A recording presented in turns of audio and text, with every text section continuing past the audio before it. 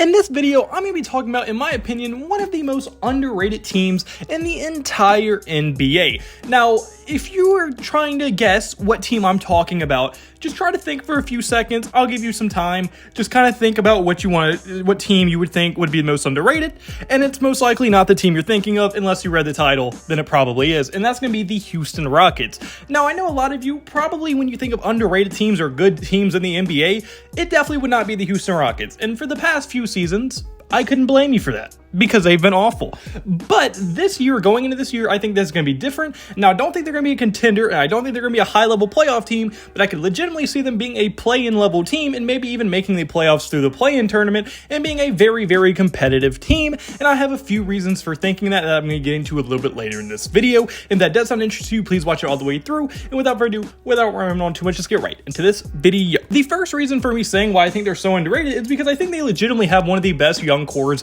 in the entire NBA. Now, I understand at this point, young core is the most overused word in the NBA YouTube community, and it's kind of becoming like meth for like NBA YouTubers. Like, they are obsessed with young cores. But I think I actually have a legit standpoint to say that the Houston Rockets have one of the best in the entire NBA. And let's just start from top to bottom of this young core. First off, we're going to go over Jalen Green. Now, Jalen Green, although he hasn't been the all-star level player we once thought he was going to be coming in right away, he has shown improvement from year 1 to year 2, and now is on pace to become an all-star level scorer now in year 3. And that is kind of what's to be expected from young guys. Like, I think there's a lot of expectations on these young, high-level offensive players coming out of either the G League or college or overseas is kind of unfair, and I think Jalen Green in year 3 is legitimately set up for success, because now Jabari Smith, I'm going to be getting to a little bit later, has looked very, very good. He has a solid team around him, he has veteran leaders around him, and he's no longer going to be the focal point of defenses to guard, and he's going to have a lot more freedom of like movement and where to go and what he wants to do in one-on-one situations than he has had in his entire career up to this point, and I think that's going to go a very, very long way, and I wouldn't be surprised at all if we see him averaging 23 points per game on good efficiency while being a highlight reel machine due to how good of an athlete he also is. And I just think Jalen Green, although he's already shown lots of flashes of how good offensively he could be, as I think he has like by far the most 30 points per game or 30-point games out of anybody in his class. He's already shown a lot of flashes. I think this year is going to be where he puts it all together, and he's going to be able to do it very consistently and could be a great all-star level player for them going forward in this season. And the next guy that I'm going to be getting to is going to be Jabari Smith. Now, Jabari Smith, although he didn't have the best rookie season, he once again also showed flashes. Like, he definitely, you could see that one day he was probably going to turn into a very good NBA player, and he looks like he's already going to be that going into year 2, as he is coming off of a just elite summer league. Like, his summer league was insane. You couldn't touch, he was probably the best player in the summer league in the games that he played in. And then also this preseason, he has been playing extremely, extremely well for sure. And I think that this is going to be the year that he puts it all together, and it's going to be a great partner with Jalen Green, and them two are going to be very good together for a very, very long time. I think he has very good two-way potential. He's a very smart player. He has solid athleticism. He's just going to be a very hard player to guard on the offensive end, and like I said, he has a very high basketball IQ, and both him and Green have tons and tons of star potential and could legitimately be 2 superstar level players at some point in their career if they do stick together and keep building chemistry, and they could just be extremely, extremely hard to guard in any given night for any team, no matter how good they are. And the next young guy we're going to be getting to is going to be Amen Thompson. Now, Amen Thompson is a rookie this year, and although I think his twin brother is better than him, which is an unpopular opinion, I think he has tons and tons of room and potential to grow as well. There's no doubt about it. Amen is a top 0.00001% athlete, even for NBA terms. He is very good. He's a very good passer, tons of potential on that end. His defensive potential is through the roof, and I think if he can get efficiently good at shooting a three-point or having efficiently good jump shot from anywhere, he's going to be one of the better offensive players in the league. The problem is right now for him, he didn't show a ton of effort on the defensive end in the overtime elite league, and his brother actually played very good on defense, so I know that potential is there for him. He just has to show the effort and the want to be a good defender, which I think maybe a good coach can instill that in him, and hopefully the Rockets are able to do that in his development process. And then I think what's going to be a little bit harder is getting that three-point shot a lot more efficient, because it was even bad in the overtime elite league. It hasn't been good in the preseason or the summer league, and I think that's going to be probably a pretty big issue, because in the NBA, they're going to dare you to shoot. If you can't shoot in the NBA, it's going to be very very hard to score because they're just going to pack the paint on you when you have the ball, and they're not going to respect your jump shot. Yes, he can hit it, but nowhere near consistently enough for NBA teams to really fear it of them losing from you shooting the three. So he needs to get that under control, and if he can get a little bit better on the defensive end, he can legitimately be a star level player as well. I just think he has a little bit of ways to go, and it's probably a year or two away from being a legitimate, very scary player on the NBA court. But if he does develop on the way that he should develop, he should be an extremely, extremely good player going forward. And now the next young guy, yes, I know I'm sounding like a Catholic priest right now with the amount of young kids I'm talking about, but the Rockets just have a plethora of young talent. And the next one is going to be another rookie in Cam Whitmore, who I don't know how they got him at the 20th overall pick. I had him as a top 10 prospect coming in this class.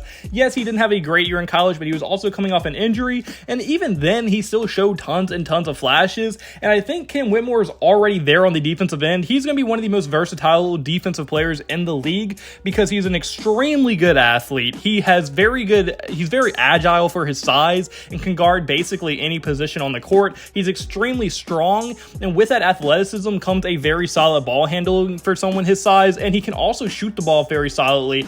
So I think all around his two-way potential is through the roof, and he's another guy with tons of star potential. So basically all four of the guys I've talked about, I legitimately could see being an all-star one day or even better going forward. And I think Cam Whitmore with the 20th overall pick is probably going to be one of the steals of this class. And I think overall the Houston Rockets probably had one of the better draft class for the past few years now, and they made tons and tons of great picks. And I think Cam Whitmore is just going to be another long line of very good draft picks for the Houston Rockets in recent years. And I think he's going to work out very, very well for them, and I think the Houston Rockets fans are going to love him going forward. And now coming down the home stretch of this young car, we have Tari Eason, and Tari Eason is a guy that any NBA team would love to have. He puts in tons of effort on defense. He's an elite athlete, very fast, very versatile on the defensive end, while also being able to give you around 15, 12 points per game any given night. He's going to improve on the offensive end, and he's already a fairly solid offensive player. And like I said, he's a freak athlete, which allows him to defend pretty much any position on the court due to his size. And overall, Tari Eason's just an extremely, extremely solid player that, like I said, no matter if you're a horrible team or a great team, you would love to have him as a role player due to how much effort he puts in and how good of a two-way level player he projects to be. And it's just going to probably be a great role player for this team for a very, very long time. And now the final guy I'm going to be talking about in this young core is going to be Alperen Sengun. Now, Alperen Sengun, although I'm not as high on him as most, like some people think he can be a top 10 center in the NBA, and I don't see that because his defense is just so bad. But he's a great passer, very solid on the offensive end, and I think he just is going to be a very good starting level center for a long time. But I don't think he's ever going to be a superstar or even an all-star level player because his defense is, like I said, just still pretty far away from being elite. And I just think overall Sengun is going to be a great starting level center for them, and he's probably going to develop on the same pathway as them, and he's similar age as the rest of the young core. So I just think overall he is going to be able to develop very nice with them. And if this five can stay together, or not even five, it's actually six, I just can't count. If this six players can just stick together for the long term, I think for sure that they have a potential to be one of the better cores in the entire NBA for a long time because their chemistry is going to be so high, they're going to know how to play together, and they kind of grew up playing together in the NBA. So I just think overall, if this young core can stick together, develop how they should, they legitimately could be contenders in about 3 to 4 years, in my opinion. And one of the other biggest reasons why I think this Houston Rockets team is so underrated is because it's not just a group of young, hungry players who are inexperienced, aren't going to be able to win close games.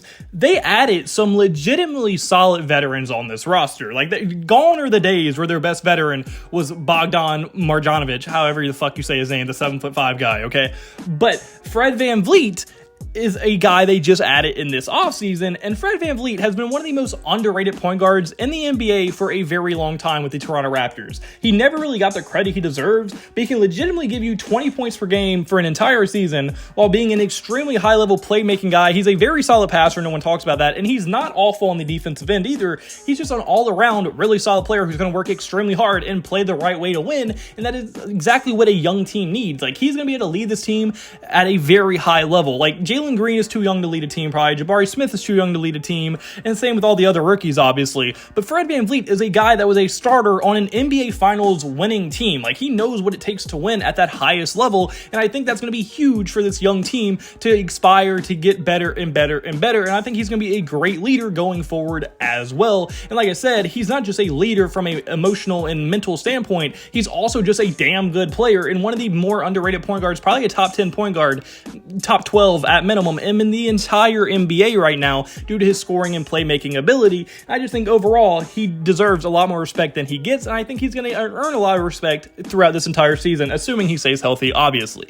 And then another veteran they added was Dillon Brooks, who, although has a horrible reputation around the league, Dillon Brooks is going to be a very good emotional leader. Like, in Memphis, he was the emotional guy that just really got everybody fired up, ready to play games. He wasn't going to back down from anyone. And it's kind of that Draymond Green-esque player when it comes to the emotional, like, leadership that he provides, and I think that's huge for a young team, because a lot of times a young team can get intimidated by these great players, but that is exactly what Dillon Brooks is never going to do. He's never going to back down. He's never going to be intimidated. I just think that's going to be huge for this super young team to learn from and just really get behind. And although he's not the greatest player, like, he can be an inefficient scorer sometimes, he's going to always put in tons of effort on the defensive end, even though it's maybe not all time the most ethical decisions he makes on the defensive end. He's always going to put 110% effort, and then also he's going to be at least trying on the offensive end and can get you efficient 15 points per game sometimes. And with how much young talent and how many scorers they have on this roster, it's not like they're going to be relying on Dillon Brooks a lot on the offensive end anyway. I just think he's going to be more of an emotional leader and defensive type guy, and that fits the Dillon Brooks mold perfectly for what he needs to do. So I think Fred VanVleet is going to probably be the more calmer, like, level-headed leader, while Dillon Brooks is probably going to be the in-game emotional leader. And that's huge to have two different guys on two different sides of the spectrum of leadership. I think they're going to provide tons and tons of value going forward in this team. And then the last veteran they added was Reggie Bullock. Now, yes, you could argue Bullock was probably just here because he got offered a contract here, but also Bullock has been on solid teams for the past few years. Like, the Mavericks have been a playoff level team, except for last year, for the past few years that he was on that team. And although he wasn't a focal point of that team, he was a rotational guy who knows what it takes to win and is going to make winning plays. And it's just going to be another guy that has a lot of experience, knows how to win close games, knows how to play at least a playoff level, and overall, Reggie Bullock should add another veteran leadership guy for any of the young guys to go talk to in the locker room at any given time. And I think those three guys are going to provide a lot of leadership, a lot of on-court help as well. I just think they're going to be extremely valuable, and that's something this Houston Rockets team has not had for a very long time. Like, when Eric Gordon was there, he did not want to be there. He wanted to leave.